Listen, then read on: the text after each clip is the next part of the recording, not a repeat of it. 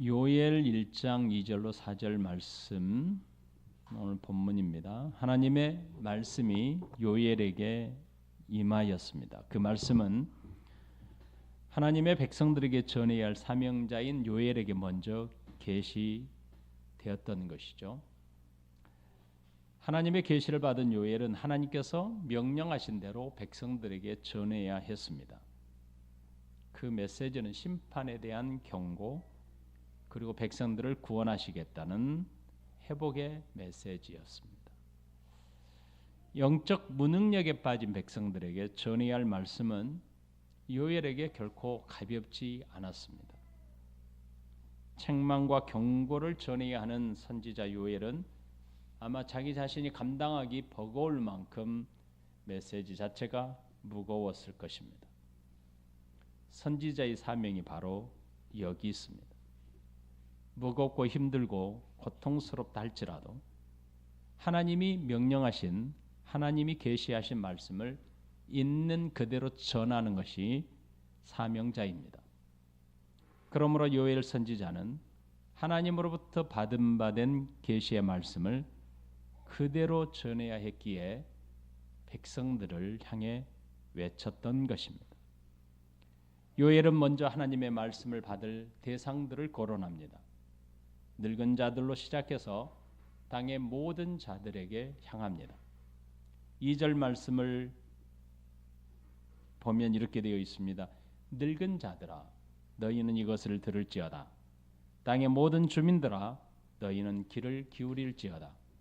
너희의 날에나 너희 조상들의 날에 이런 일이 있었느냐.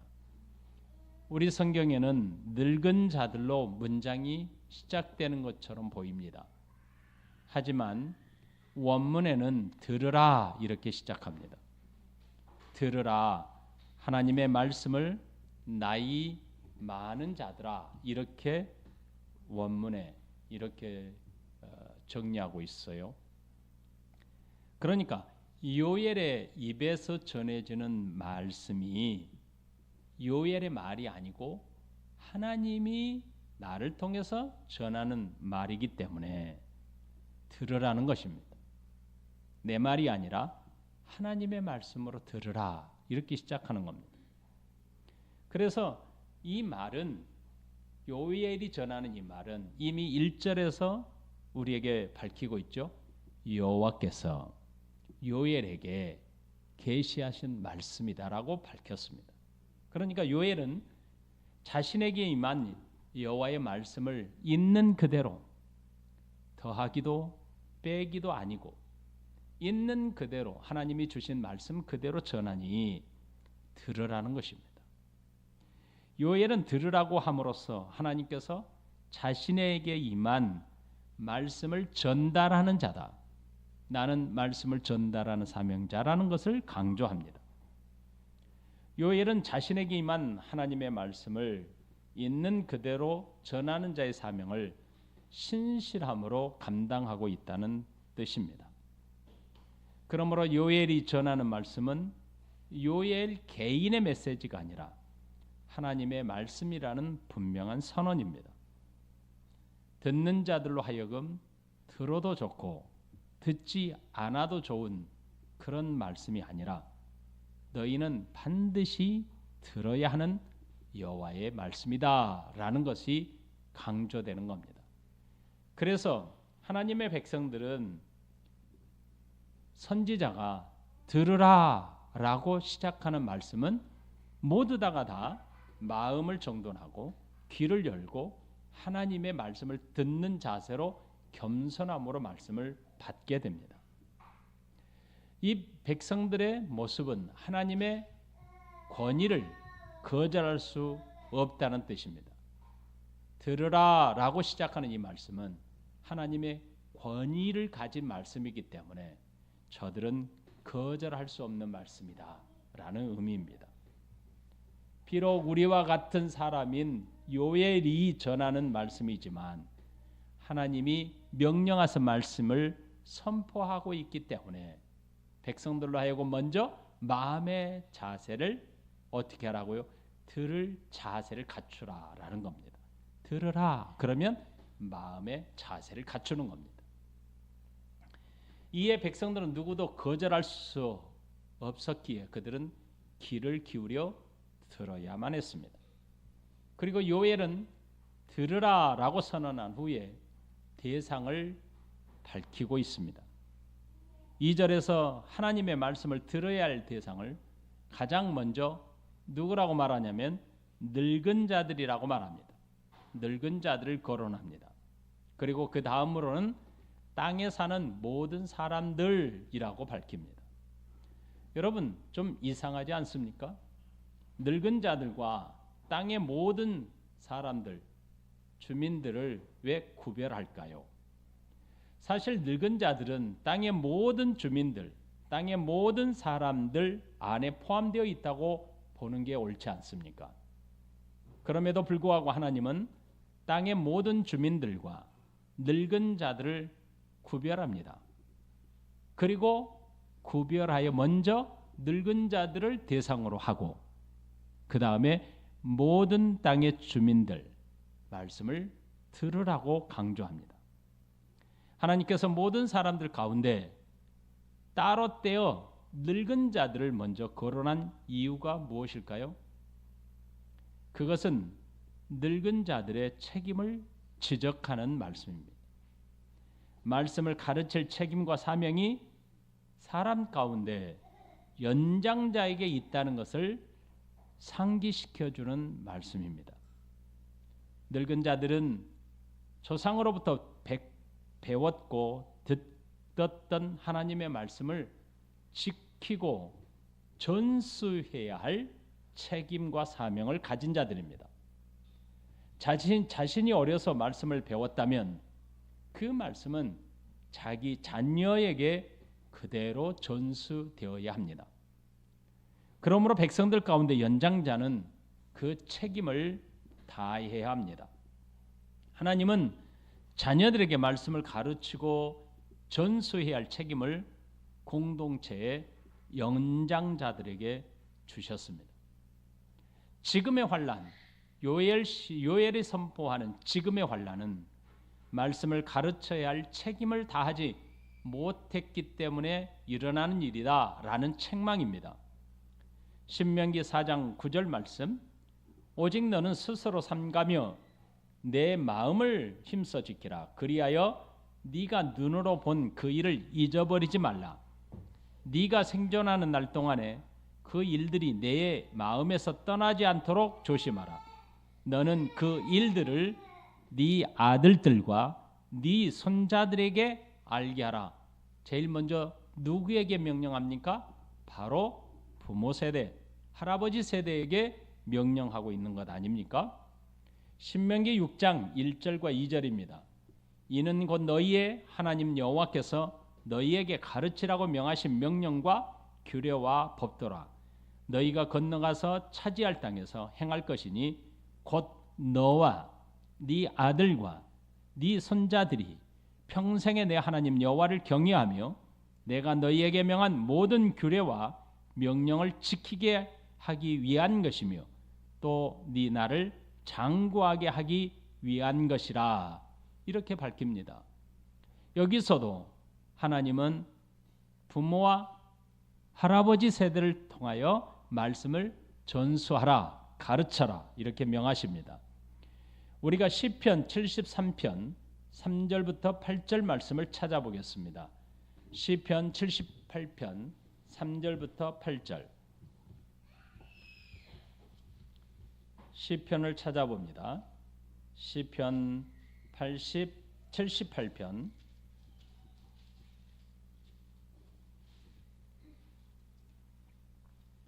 자, 찾으셨으면 78편 3절부터 8절까지 교독하십니다. 이는 우리가 들어서 아는 바요 우리의 조상들이 우리에게 전한 바라.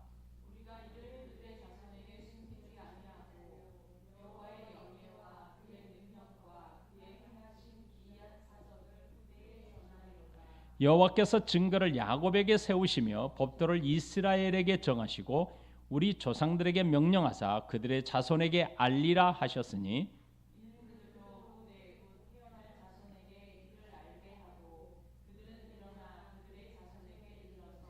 그들로 그들의 소망을 하나님께 두며 하나님께서 행하신 일을 잊지 아니하고 오직 그의 계명을 지켜서 그들의 조상들 곧 완옥하고 패역하여 그들의 마음이 정직하지 못하며 그 심령이 하나님께 충성하지 아니하는 세대와 같이 되지 아니하게 하려 하심이로라.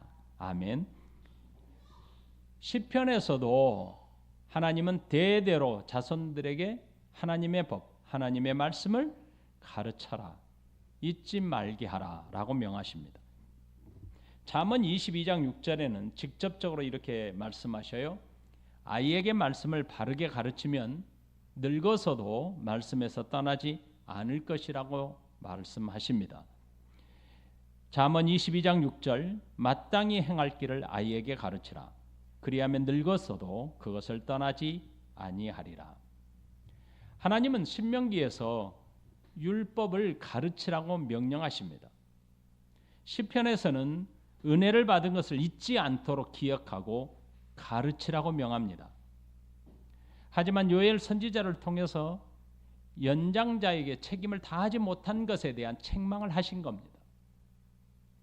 지금의 환난과 역경은 연장자에게 책임이 있다는 것을 제일 먼저 강조하는 겁니다. 그리고 모든 사람들은 귀를 열어 하나님의 말씀을 들을 것을 명령하신 겁니다.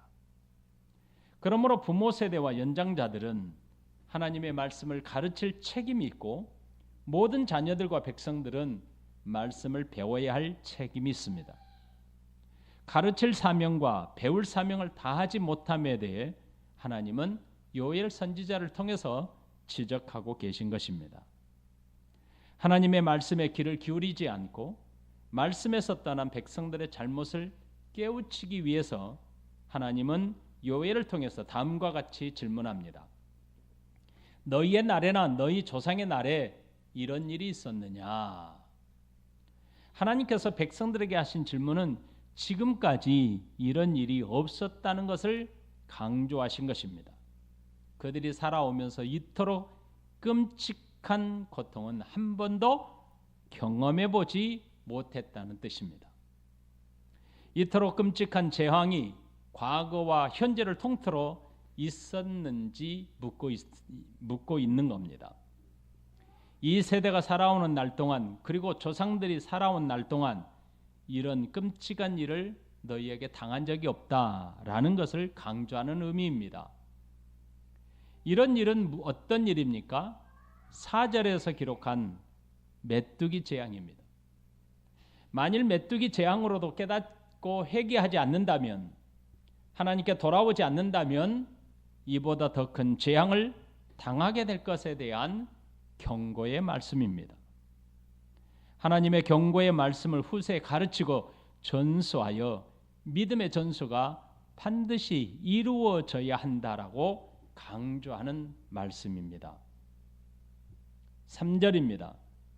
너희는 이 일을 너희 자녀에게 말하고 너희 자녀는 자기 자녀에게 말하고 그 자녀는 후세에 말할 것이니라. 하나님은 먼저 된 세대를 향하여 말씀을 가르쳐라 라고 명하십니다. 그리고 그 지금의 재앙이 언제든지 자녀 세대에게 반복될 수 있음을 경고하라는 뜻입니다. 백성들이 겪었던 혹독한 재앙은 말씀을 가르치고 배워야 할 사명을 잊음으로 인해서 있었기 때문에 앞으로도 얼마든지 반복될 수 있음을 말씀하신 것입니다. 그러므로 너희는 이 일을 너희 자녀에게 말하고 너희 자녀는 자기 자녀에게 말하고 그 자녀는 후세에 말할 것이니라 라고 하신 겁니다. 엄청난 재난은 하나님의 백성들에게 회복의 기회가 될 것입니다. 백성들이 만일 하나님께 돌아온다면 복이 되는 것입니다. 하나님은 엄청난 재앙을 통해서 백성들에게 좌절과 절망을 주기 위한 목적이 아님을 우리는 너무나 잘 압니다. 하나님은 백성들로 하여금 돌아와 회개할 것을 촉구하시는 말씀입니다. 그래서 재앙이 일어나게 된 근본적인 원인을 가르쳐 주시면서 깨달으라, 돌아오라, 라고 요청하는 겁니다. 하나님께서는 말합니다. 너희는 이 일을 너희 자녀에게 말하고 너희 자녀는 자기 자녀에게 말하고 그 자녀는 후세에 말할 것이니라 라고 하셨습니다. 이 말씀은 우리가 크게 두 가지에서 의미를 찾을 수 있습니다. 그 첫 번째로는 하나님의 재앙은 우리에게 우연히 일어난 것이 아님을 알 수 있습니다. 하나님은 백성들을 깨우치도록 특별한 목적을 가진 도구로 사용하셨다는 뜻입니다. 영적인 무지함을 깨닫고 하나님의 말씀에 불순종의 결과가 얼마나 무서운지를 알고 깨닫도록 하는 도구였습니다. 두 번째로는 신앙의 전수를 위함입니다. 하나님은 오늘을 사는 이들의 사명을 강조하신 겁니다. 하나님을 섬기는 신앙은 나로 끝나는 것이 복이 결코 아니라는 말씀입니다. 하나님의 복이 자녀들에게 흘러가도록 신앙이 전수되도록 하라는 의미입니다. 사랑하는 성도 여러분, 가르치는 자의 사명은 오늘 말씀을 듣는 저와 여러분들에게 주어집니다. 2절과 3절을 다시 한번 읽어드립니다.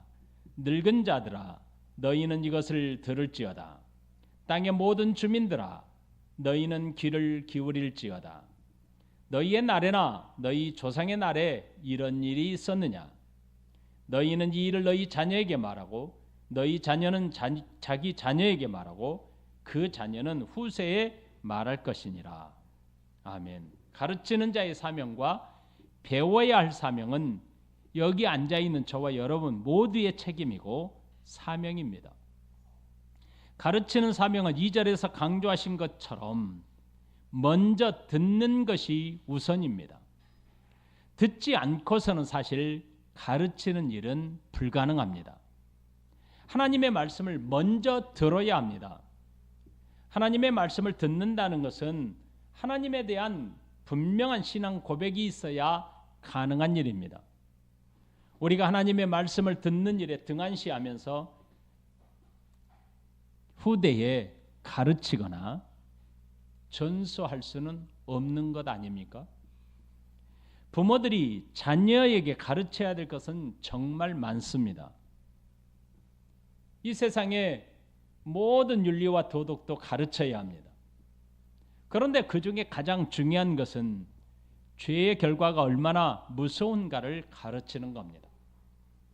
죄는 우리의 인생을 파괴하고 하나님의 심판과 불행으로 몰아넣습니다. 그래서 소중한 우리 자녀들에게 죄가 무엇인지 죄의 결과가 무엇인지 정확하게 가르쳐야 한다는 뜻입니다. 그래서 3절에서 이렇게 강조하지요. 말하고 말할 것이니라. 이 말씀은 원문에서 있는 뜻 그대로를 풀어서 말씀을 드리면 숫자를 세다라는 뜻입니다. 기록하다라는 뜻입니다. 말하다라는 뜻입니다. 이 기록하다, 숫자를 세다, 말하다라는 다양한 뜻을 품고 있습니다. 다시 말하면 서기관이 하나님의 말씀을 1.1획도 변함없이 정확하게 숫자를 세듯 꼼꼼하게 기록하는 것처럼 사랑하는 자녀들에게 우리 후대에게 하나님의 말씀을 정확하게 가르치라는 뜻입니다. 그만큼 하나님께서 하신 일들은 정확하다는 뜻입니다. 하나님에 대해서 정확하게 가르쳐야 할 책임과 사명이 연장자와 부모 세대에게 있습니다. 우리가 자녀들에게 가르쳐야 할 이유가 무엇입니까? 그 이유는 명확하지요. 우리 모두는 죄인입니다. 나를 포함하여 세상에 태어나는 모든 사람이 죄인입니다. 죄의 결과는 사망이지요. 이것을 가르쳐야 합니다. 죄를 회개하지 않는다면 장차 만나게 될 사망을 가르쳐야 합니다. 예수님을 믿음으로 구원받아야 함을 가르쳐야 합니다. 죄가 우리에게 가져다 주는 결과가 얼마나 두려운 일인지를 가르쳐야 합니다. 죄의 결과가 얼마나 두렵고 무서운 일인지 4절에서 하나님은 이렇게 밝힙니다.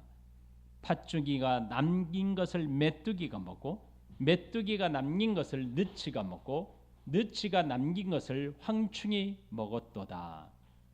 오늘 본문에서는 4종류의 곤충이 등장합니다. 팥죽이, 메뚜기, 느치, 황충. 우리가 능히 잘 알 수 있는 곤충들도 있지만 생소한 곤충들도 있습니다. 팥죽이와 메뚜기와 느치, 황충에 대해서는 여러 가지 설명이 있습니다.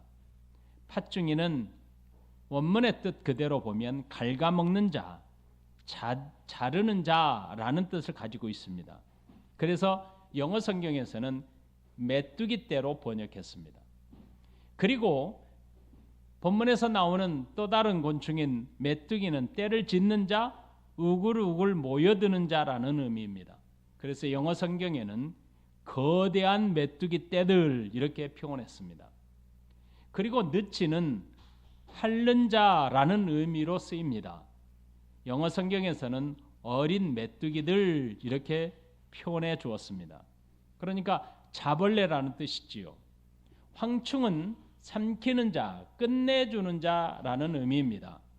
영어에서도 모충에 대한 표현으로 사용되었습니다.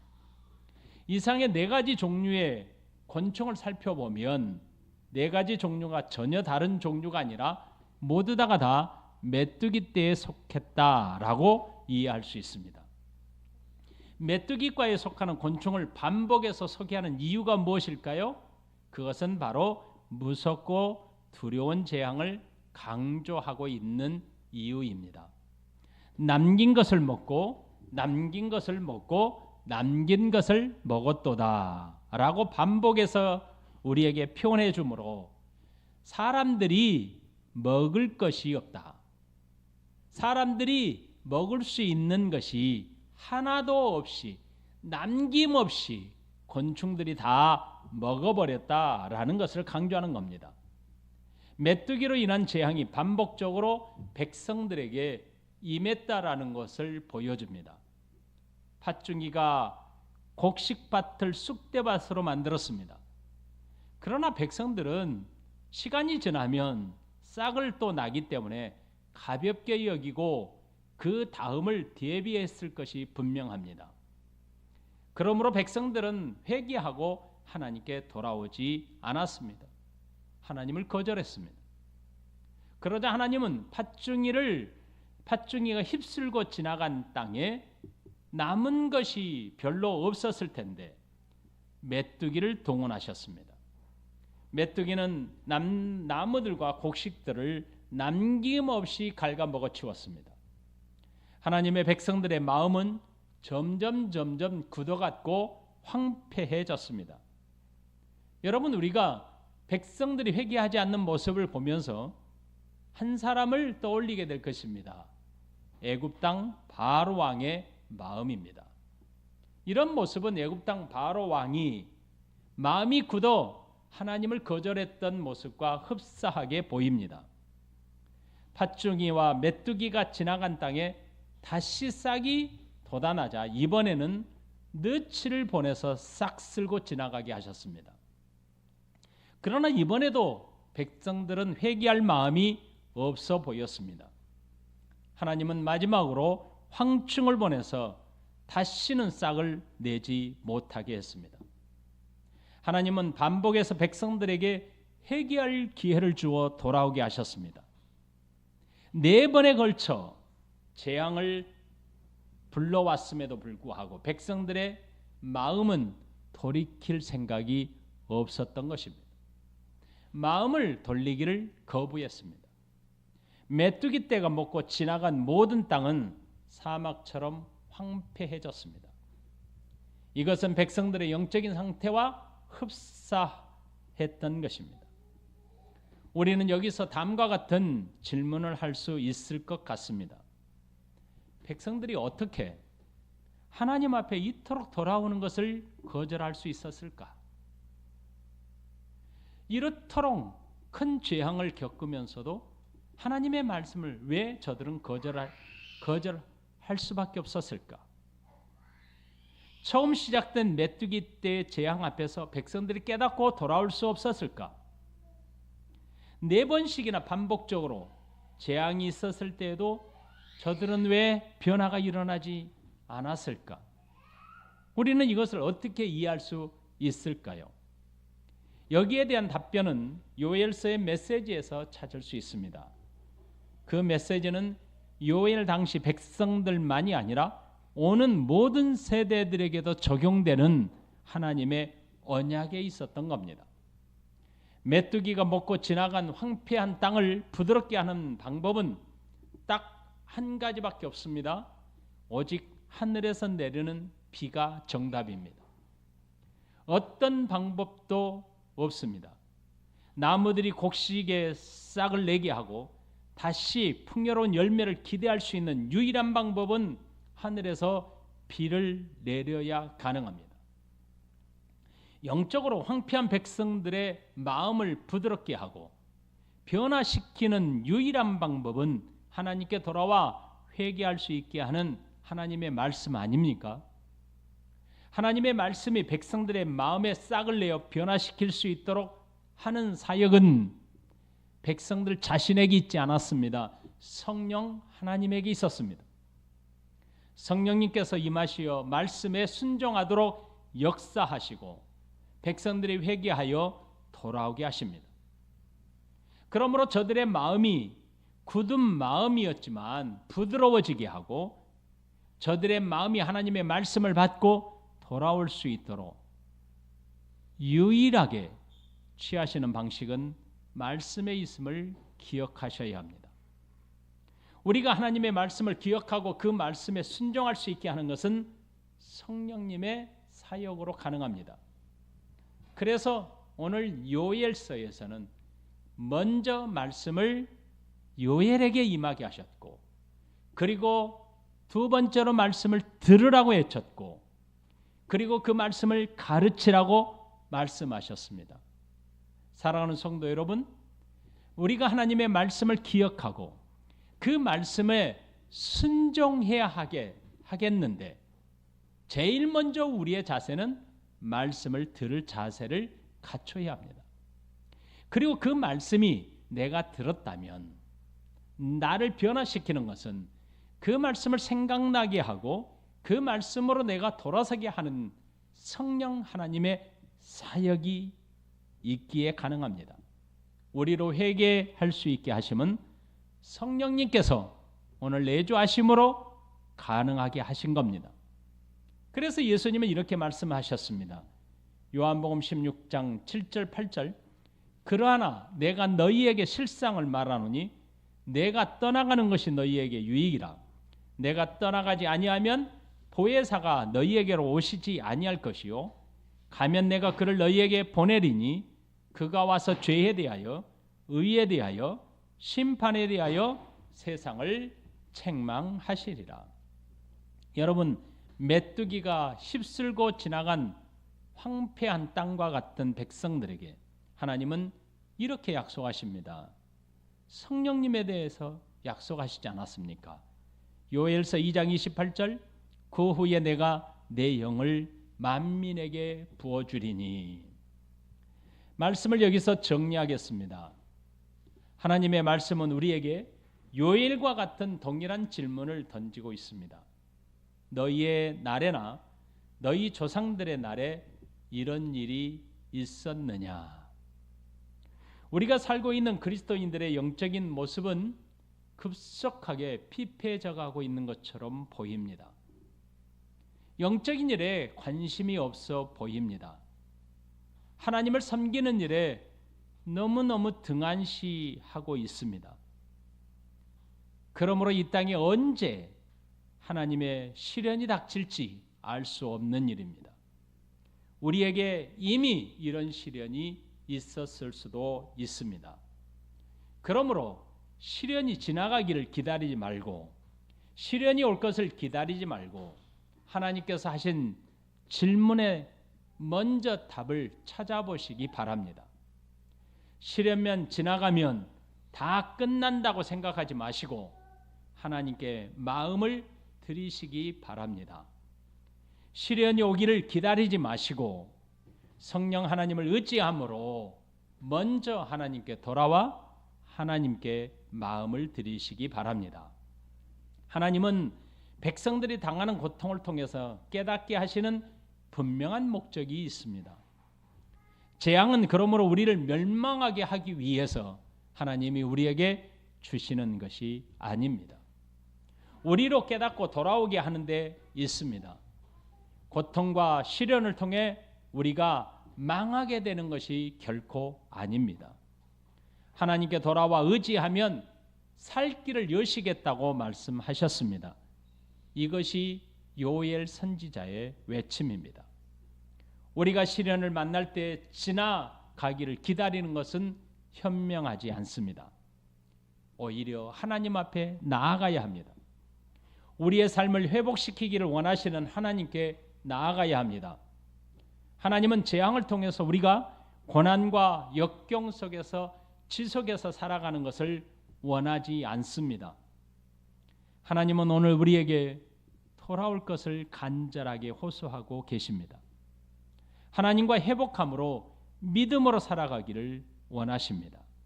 그러므로 우리는 먼저 하나님께 나아가기 위해서는 무엇을 들어야 합니까? 여호와의 말씀을 들어야 합니다. 그래서 하나님은 이것을 들을지어다, 귀를 기울일지어다 라고 반복해서 우리에게 요청하셨습니다. 하나님께서 들으라, 귀를 기울이라 하신 것은 말씀에 순종할 마음을 가지라는 뜻입니다. 말씀을 듣고 순종할 때 성령 하나님은 말씀의 은혜를 누리도록 역사하십니다. 말씀의 은혜를 경험하게 하십니다. 우리의 삶 속에 일어나는 모든 일 가운데서 하나님의 은혜를 경험하는 복이 넘치는 한 주간 살기를 예수님의 이름으로 축복합니다. 아멘.